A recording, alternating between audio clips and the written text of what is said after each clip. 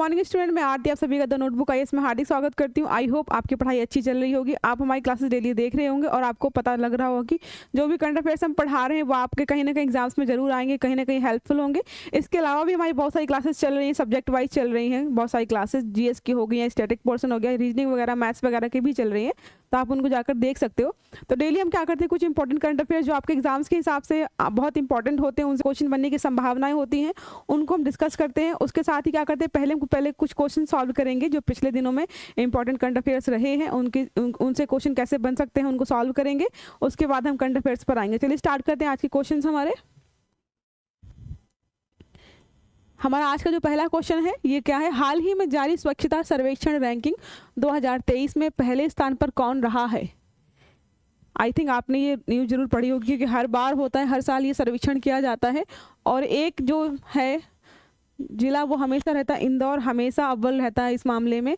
तो इस बार थोड़ा सा चेंज हुआ है, तो आप बताइए आपको ये पता है कि नहीं पता है कि इस बार कौन है ऐसा जो फर्स्ट रैंकिंग जिसकी फर्स्ट रैंक है। तो ऑप्शन देखते हैं हम, क्या है, इंदौर है, सूरत है, दोनों है या दोनों में से कोई नहीं है। इस बार थोड़ा चेंज हुआ है, तो अगर आपने चेंज नोटिस किया है तो आप क्वेश्चन का आंसर जरूर निकाल लेंगे। इसका आंसर क्या है, दोनों। तो इस बार जो फर्स्ट रैंक मिली है स्वच्छता सर्वेक्षण रैंकिंग में वो सूरत और इंदौर दोनों को साथ में मिली है, पहली रैंक दोनों को दी गई। तो आप ये जरूर याद रखिएगा क्योंकि क्वेश्चन आपसे बनेगा और आप हो सकता है आप फिर से सोचो हमेशा इंदौर रैंक फर्स्ट पे रहता है, इस बार शायद वही रहेगा, बट ऐसा नहीं हुआ है, आप ये याद रखिएगा। ठीक है, नेक्स्ट हमारा क्वेश्चन क्या है, फरवरी 2024 में भारतीय नौसेना अभ्यास मिलान अभ्यास 2024 कहाँ पर आयोजित करेगी। जो फरवरी 2024 में मिलान अभ्यास होने वाला है, सैन्य अभ्यास, वो कहाँ होने वाला है, ये पूछा है क्वेश्चन। हम ऑप्शन देखते हैं, विशाखापट्टनम ऑप्शन है, कोच्चि है, बेंगलुरु है, चेन्नई है। ऑप्शन देखिए आप, आंसर मार्क करिए। इसका सही ऑप्शन क्या होगा, ये होगा विशाखापट्टनम। ये हमारा जो मिलान अभ्यास होने वाला है ये 12वां संस्करण है। ठीक है, इसके पहले जितने भी 10 संस्करण हैं वो कहाँ हुए हैं, पहली बार ये यहाँ विशाखापट्टनम में पहली बार हो रहे हैं। तो आप कमेंट करके बताइए कि इससे पहले जितने भी संस्करण हुए हैं 10 तक, वो हमेशा मिलान जो अभ्यास है वो कहाँ पर हुई है, आप कमेंट पर जरूर बताइएगा। ठीक है, नेक्स्ट चलते हैं। नेक्स्ट क्वेश्चन है, क्वेश्चन नहीं मतलब अभी हम थोड़ा डिस्कस कर लेते हैं जो भी अभी सैन्य अभ्यास हुए हैं 2023 में, जो इंपॉर्टेंट रहे हैं या 2024 में अभी तक हो चुके हैं या होने की संभावनाएं हैं, उनको हम एक बार चेक कर लें, ताकि क्योंकि क्वेश्चन हमेशा बनते हैं जो सैन्य अभ्यास होते हैं, जो हमारी अलग अलग कंट्रीज के साथ बहुत सारे अभ्यास करते हैं ना, वो जरूर क्वेश्चन में पूछता है कि कौन सा किसके साथ हुआ था या कौन सा किसके साथ जो होता है नाम क्या है उसका। इसको देखते हैं हम। हमारा पहला है ब्राइट स्टार एक्सरसाइज, जो पहली बार आईएएफ ने हिस्सा लिया था, इसमें कहाँ हुआ है, मिस्र में हुआ है। ठीक है, नेक्स्ट हमारा क्या है, ऑसिनडेक्स है, ऑसिनडेक्स एक्सरसाइज है, ऑस्ट्रेलिया, ऑसिन से ऑस्ट्रेलिया, एक्स से इंडिया। ठीक है, ऑस्ट्रेलिया और इंडिया के बीच में हुआ है, कहाँ पे हुआ है, सिडनी में हुआ है, याद रखना है। सी कैट एक्सरसाइज हुआ है एक, हमारा पहली बार इंडिया ने हिस्सा लिया है। देखो जो पहली बार हुआ है थोड़े से अलग हैं, उनको हम मार्क कर लेंगे। ठीक है, ये पहली बार हुआ है, भारत ने पहली बार हिस्सा लिया है, तो ये इंपॉर्टेंट हो जाता है। इसमें पहली बार आईएएफ ने हिस्सा लिया है, ब्राइट स्टार जो है ये इंपॉर्टेंट हो जाता है हमारा। नेक्स्ट हमारा है तरंग शक्ति, आईएएफ ने इसमें पार्टिसिपेट किया है, 2024 में होने वाला है। ठीक है, ये जो सी कैट हुआ है ये सिंगापुर में हुआ, ये याद रखिएगा। ठीक है, जायद तलवार एक्सरसाइज में इंडिया और यूएई के बीच दुबई में हुआ है। टेलिस्मैन सेबर एक्सरसाइज हुआ है, भारत और पर्यवेक्षक देख रहा है, ऑब्जर्वर कंट्री है, मतलब पार्टिसिपेट नहीं है, क्या है, टेलिस्मैन जो एक्सरसाइज हुआ है उसमें से भारत ने देखा है कि एक्सरसाइज कैसे चल रही है, कैसी चीज़ें चल रही हैं। ठीक है, ये कहाँ हुआ है, ऑस्ट्रेलिया में हुआ है। नेक्स्ट हमारा है कमांडो एक्सरसाइज, कहाँ हुआ, इंडिया ने भी हिस्सा लिया था इसमें, ये इंडोनेशिया में हुआ है। जाइमेक्स या जीमैक्स कह सकते हैं इसको, जीमैक्स इंडिया और जापान। जा से आप देखो EX जहाँ पे भी आ रहा है, यहाँ पे भी EX आया था ये, तो यहाँ से EX किससे डिनोट करें, इंडिया से। जिम से याद रखिएगा जापान, तो जापान और इंडिया दोनों ने पार्टिसिपेट किया है। ये कहाँ हुआ था, विशाखापट्टनम में हुआ था। नेक्स्ट हमारा सालवेक्स, EX आ रहा है तो इंडिया हो गया, साल USA और इंडिया ने पार्टिसिपेट किया है, कोच्चि केरला में हुआ है, ये आपने याद रखिएगा। ठीक है, और भी हुए हैं, मैं आपको अटैच करा दूंगी PDF में, सारी चीज़ें मिस हो गया है आई थिंक वो। ठीक है, नेक्स्ट हमारा हाल ही में यूनाइटेड कप 2024 का खिताब किसने जीता है। यूनाइटेड कप किसने जीता है, आपसे ये पूछा। पहले बता दूं यूनाइटेड कप जो है वो टेनिस से रिलेटेड है, आपको ये पता होना चाहिए किस खेल के लिए दिया जा रहा है यूनाइटेड कप, ये टेनिस के लिए दिया जा रहा है, ठीक है। बोला है हाल ही में यूनाइटेड कप जो हुआ है, खिताब किसने जीता है? ऑप्शन देखते हैं हम, पोलैंड है, जर्मनी है, स्पेन है, अर्जेंटीना है। पोलैंड है, जर्मनी, स्पेन, अर्जेंटीना है। ऑप्शन देखिए आप, आपको जो भी लग रहा है इसको सही मार्क करिए। तो हमारा सही आंसर क्या होगा? सही आंसर हमारा है जर्मनी।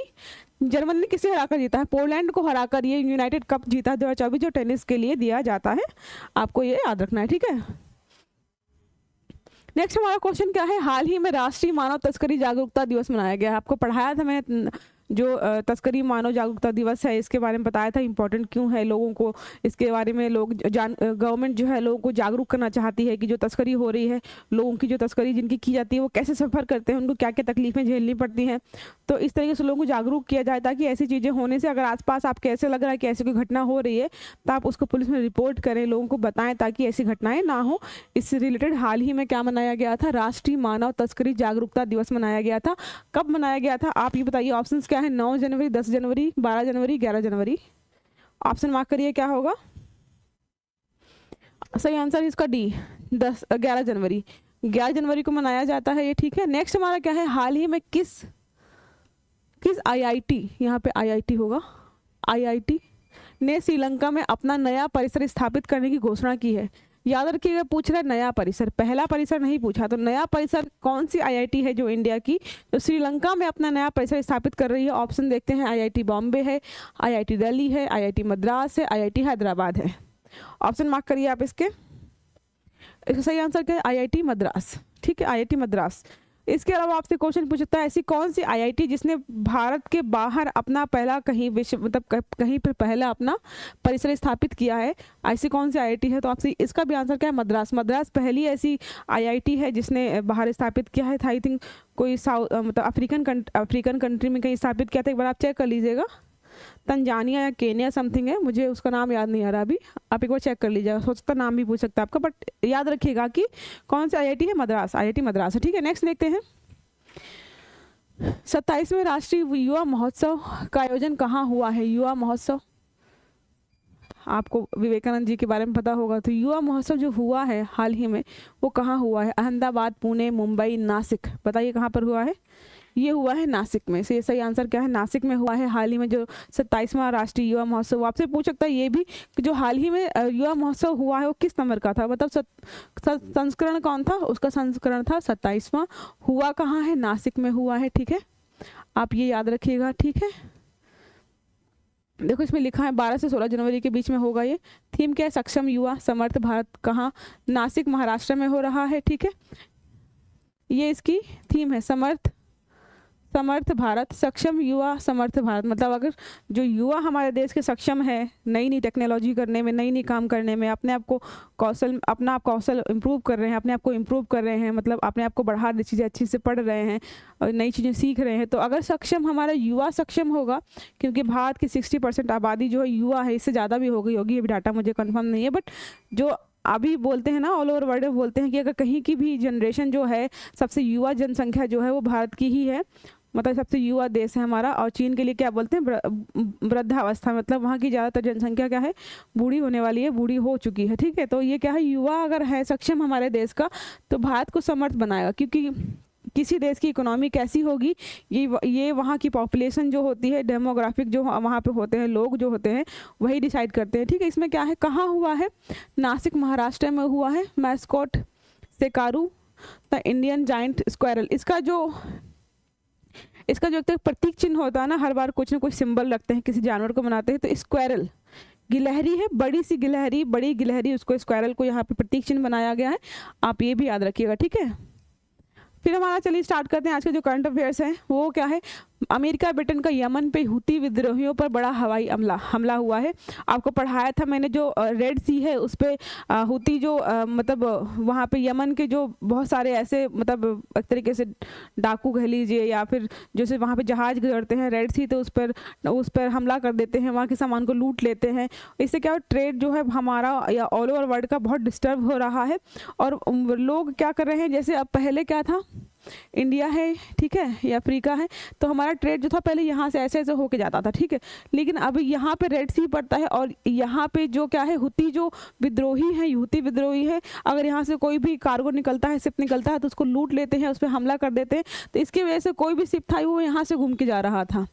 तो जो ब्रिटेन है, अमेरिका है, उनको ऐसा लगा भाई अगर ऐसे ही जाता रहा, कंटिन्यूअसली ऐसे ही जाता रहा, तो कॉस्ट ज़्यादा लग रही है, तो इन फ्यूचर जो है ऑल ओवर वर्ल्ड में महंगाई बढ़ने के चांसेस ज़्यादा है। तो इसको लेकर के अमेरिका और ब्रिटेन ने बहुत बार समझाया था यमन को और भी अलग कंट्रीज़ को जो भी इन्वॉल्व लग रही थी कि ये जो हरकतें यहाँ पे हो रही हैं ये ना हो, वरना ये बड़ा कदम उठाएंगे। और इससे पहले भी उन्होंने बहुत बार मतलब कई हमले किए हैं, लेकिन सफलता नहीं मिली। लेकिन अभी हाल ही में जो हमला हुआ है उससे क्या है, हुती विद्रोह पर बड़ा हमला, हवाई हमला किया है। इससे क्या होगा, इस यहाँ पे बहुत सारी तनातनी हो सकती है, यहाँ पे माहौल थोड़ा सा मतलब गर्म हो सकता है, ऐसी चीज़ें बोली गई हैं।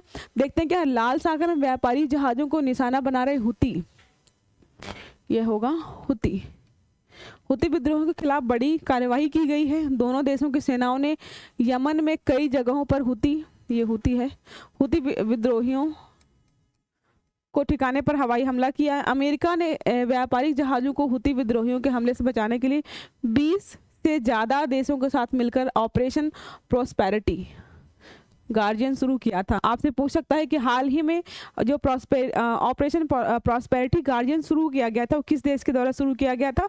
तो अमेरिका ने शुरू किया था। लगभग उसमें 20 कंट्रीज शामिल थी। और किससे रिलेटेड था? जो रेड सी में जो ये हलचल मची हुई है जिसकी वजह से ऑल ओवर वर्ल्ड का ट्रेड डिस्टर्ब हो रहा है, उसको टैकल करने के लिए क्या था? तो आप ये याद रखिएगा,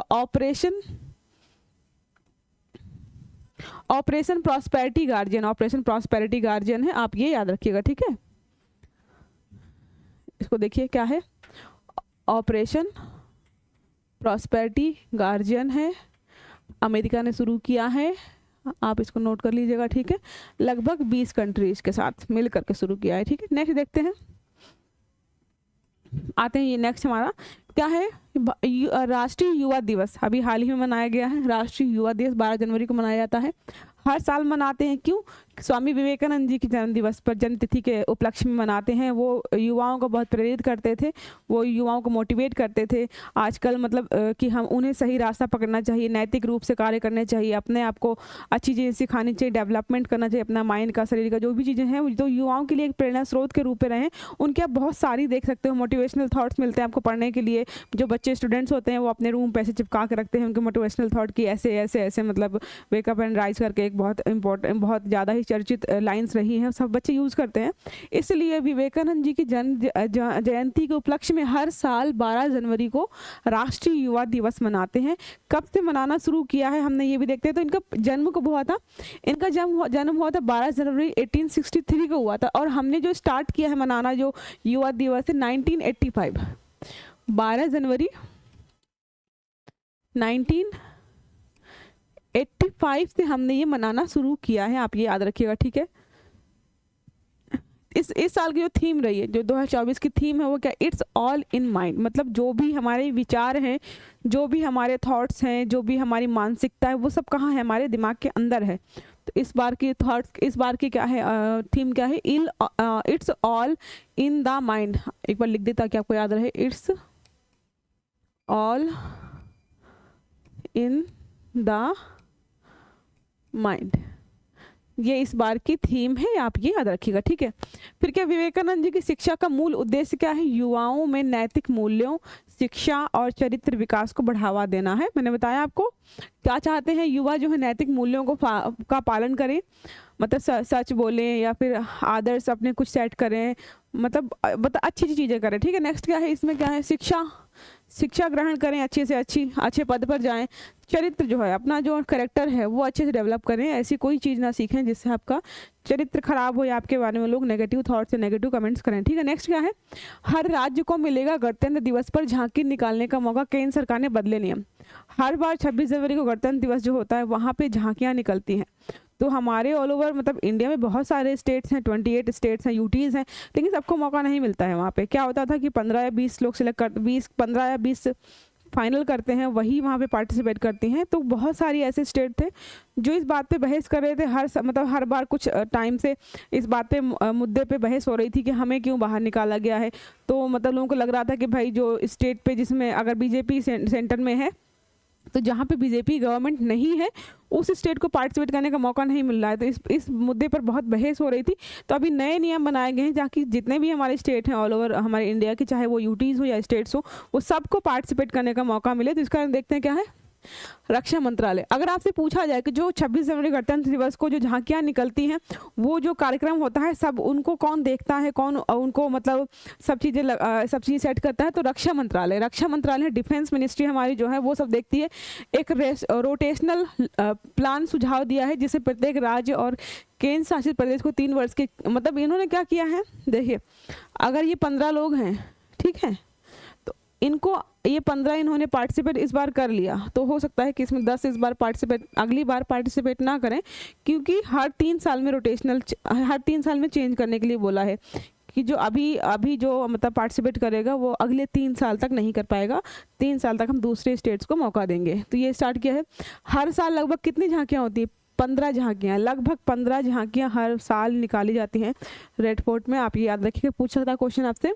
फिर क्या है, जैसे झांकियों की डिज़ाइन कैसी होगी, उसमें कौन कौन से मतलब टेक्नोलॉजी कैसे यूज़ होंगी, उनको रिप्रेजेंट कैसे करना है, ये सब कौन डिसाइड करता है, संस्कृति मंत्रालय ने झांकियों के डिज़ाइन और निर्माण के लिए 30 एजेंसियों सूचीबद्ध करके ताज़ा प्रतिभाओं को प्रोत्साहित करने में भूमिका निभाई है। मतलब कि कौन सी झांकी कैसी होगी और उसको कैसे रिप्रेजेंट करना है, उनमें कौन सी टेक्नोलॉजी यूज़ होगी, इनके लिए अलग अलग एजेंसियां, मतलब हमारी मिनिस्ट्री है वो तो काम करेगी नहीं, तो अलग अलग जो बहुत सारी एजेंसियां हैं जो इस सब कामों में बहुत निपुण हैं, उनको बुला करके लगभग 30 एजेंसियाँ हैं जो स्टेट्स के साथ कंबाइन होती हैं, वो अपना सेट करती हैं कि उनको झांकी किस में निकालनी है, और फिर उसके बाद ही सारा सिस्टम होता है।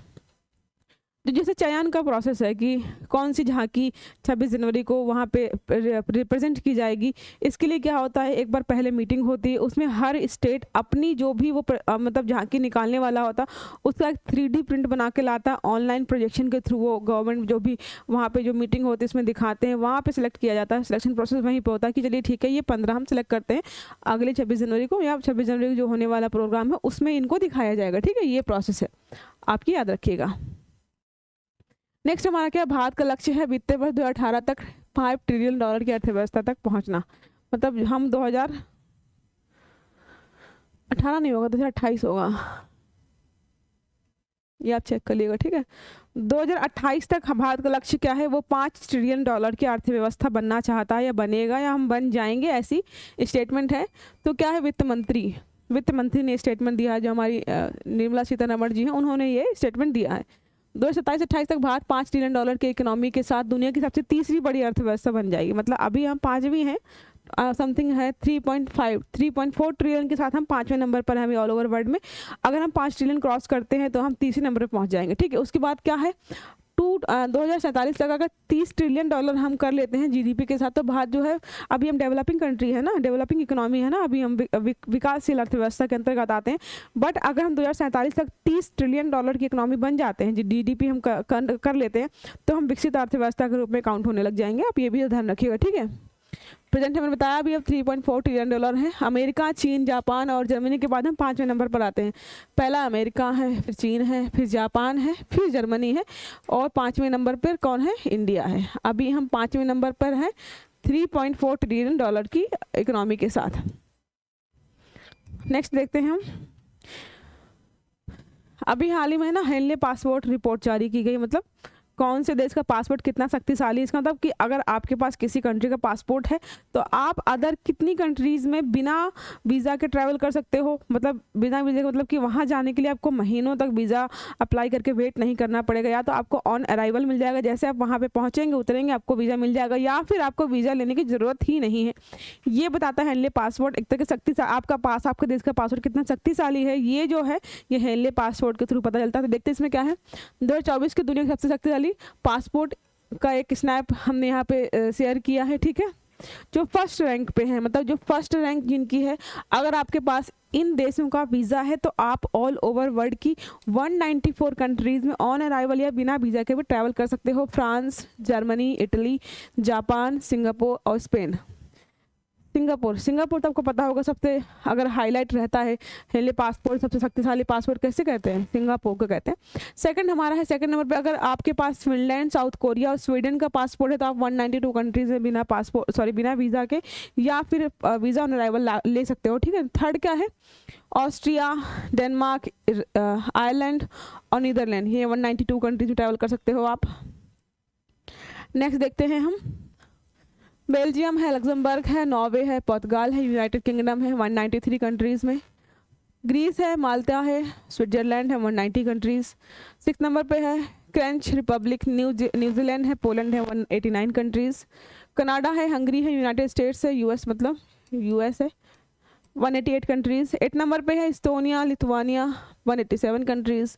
9th पे है लातविया, स्लोवाकिया, स्लोवेनिया 186 कंट्रीज़। और 10th नंबर पे हमारा है आइसलैंड है 185 कंट्रीज़ में आप वीज़ा ऑन अराइवल और बिना वीज़ा के ट्रैवल कर सकते हो। देखते हैं हम अपने कुछ लीस्ट जो हैं, मतलब ऐसी कंट्रीज़ जिनके पास बहुत कम देशों में बिना वीज़ा या वीज़ा ऑन अराइवल मिलने की मतलब जो है, मतलब बहुत उनका उन देशों का पासपोर्ट देखते हैं जिनका पासपोर्ट बहुत कमज़ोर है। आपको एक बार, हमको पता है कि हाँ किन देशों का पासपोर्ट जो है बहुत शक्तिशाली है, किन कमज़ोर किन का हमें ये भी पता होना चाहिए। देखते हैं नीचे देखते हैं 10वें नंबर पर कौन है।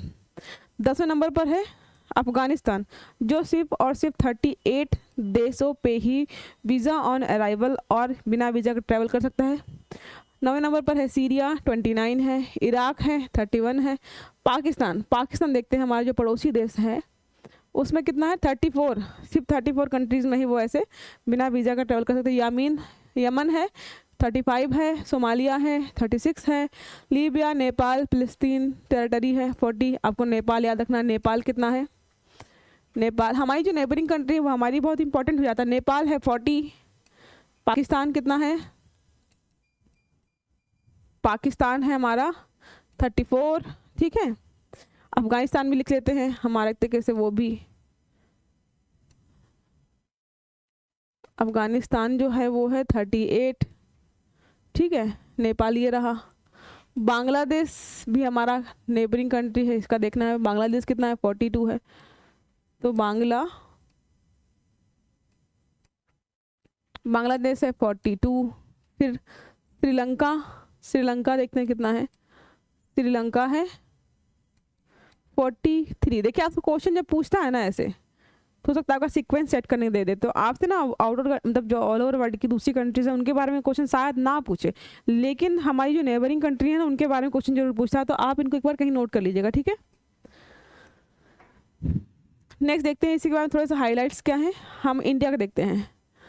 इंडिया हमारा ये इंडिया पासपोर्ट रैंक 80th, हम 80 नंबर पे हैं in the list which citizens allowed to travel to the 62 countries without visa. और इंडिया जो है वो 80 नंबर पर है, ठीक है, आपको ये याद रखना है बस। और हम कितनी कंट्रीज में ट्रैवल कर सकते हैं, हम कर सकते हैं 62 कंट्रीज़ में। 62 कंट्रीज़ में हम विदाउट वीज़ा और वीज़ा ऑन अराइवल के थ्रू ट्रैवल कर सकते हैं, आपको बस ये याद रखना है, ठीक है। इतना ही इंपॉर्टेंट है आपके लिए, बाकी सारा मैंने आपको पीछे पढ़ा दिया है, ये मैंने आपको सारा बता दिया, ठीक है। अब देखते हैं थोड़ा इसके बारे में, क्या हेनले पासपोर्ट सूचकांक है, क्या कब से स्टार्ट किया है, इसमें इंपॉर्टेंस क्या है। बोला हेनले पासपोर्ट इंडेक्स एक वैश्विक रैंकिंग प्रणाली है, मतलब ऑल ओवर वर्ल्ड जब सबको रैंकिंग प्रदान करता है, विभिन्न देशों के पासपोर्ट की ताकत और मूल्यों को मापता है कि किस देश का पासपोर्ट कितना ताकतवर है, उसकी वैल्यूज कितनी है। ये हेनले एंड पार्टनर्स एक वैश्विक निवास और नागरिकता सलाहकार फर्म द्वारा प्रकाशित किया जाता है। आपसे पूछा था कौन ये प्रकाशित करता है, तो कौन है, Henley and Partners. Henley and Partners एक वैश्विक निवास और नागरिकता सलाहकारी फर्म द्वारा प्रकाशित किया था। सूचकांक उन देशों क्षेत्रों की संख्या के आधार पर पासपोर्ट की वार्षिक रैंकिंग प्रदान करता है जहां उनके धारक बिना वीज़ा की आवश्यकता के या आवागमन पर वीज़ा कर सकते हैं। यह international air transport association IATA और अन्य विश्वसनीय स्रोतों से प्राप्त डाटा को ध्यान रखता है, ठीक है, इसलिए आप नोट कर लीजिएगा। फिर क्या है, यह सूचकांक में 199 पासपोर्ट और 227 यात्रा गंतव्य शामिल, मतलब 199 पासपोर्ट शामिल है इसमें और 227 यात्रा गंतव्य शामिल है। प्रत्येक पासपोर्ट के लिए एक वीज़ा मुक्त स्कोर, एक वीज़ा मुक्त स्कोर निर्दिष्ट करता है जो उन गंतव्यों की संख्या को दर्शाता है जिन पर पहले से वीज़ा प्राप्त किया जाता है या बिना वीज़ा के भी हम जा सकते हैं, ठीक है।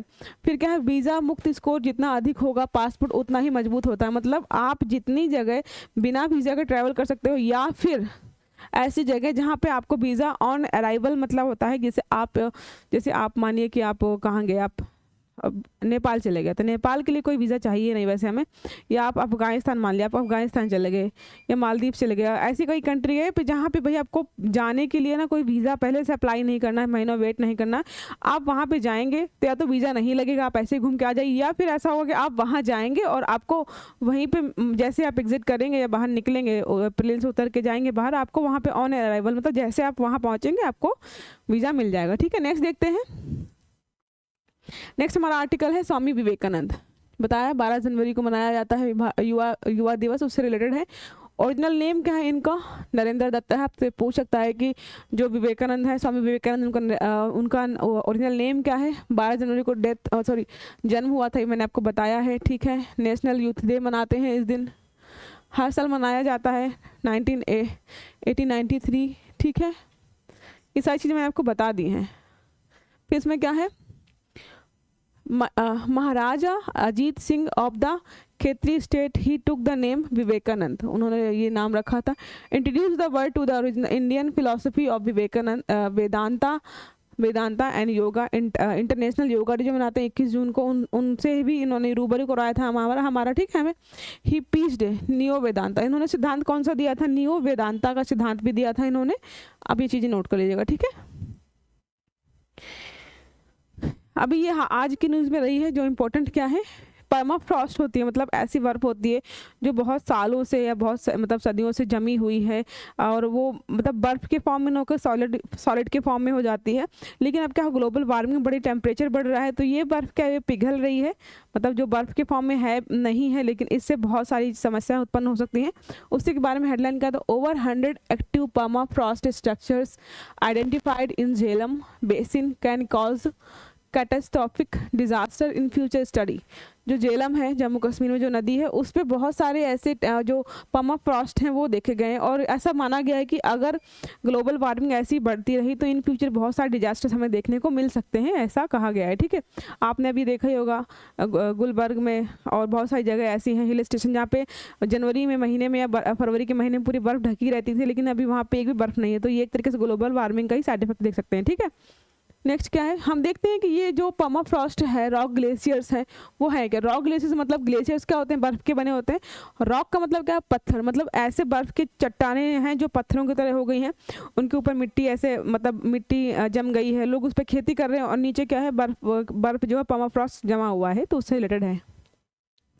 A mass of rocks, ice, snow, mud and water that move slowly down under mountain the influence of gravity के चलते बहुत बड़ा मतलब रॉक मतलब चट्टान टाइप का होगा, उसमें बर्फ़ होगी, स्नो होगा, मड होगा, वाटर होगा, जो धीरे धीरे क्या होता है नीचे बैठता जाता है ग्रेविटेशनल फोर्स के कारण, उसको बोलते हैं, ठीक है।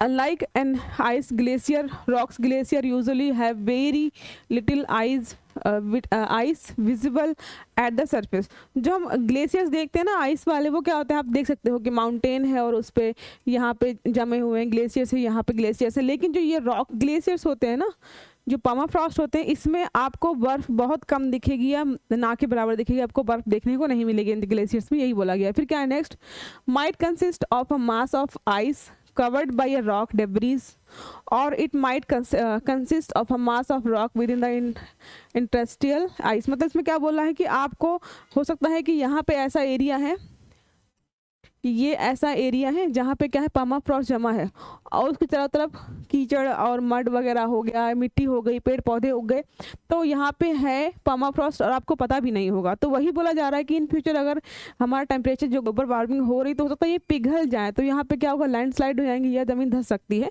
ऐसी बहुत सारी घटनाएं हमें देखने को मिल सकती हैं। नहीं क्या फॉर्मेशन कैसे होता है, दे typically form in mountainous region where there is a combination of permafrost, rock debris and ice।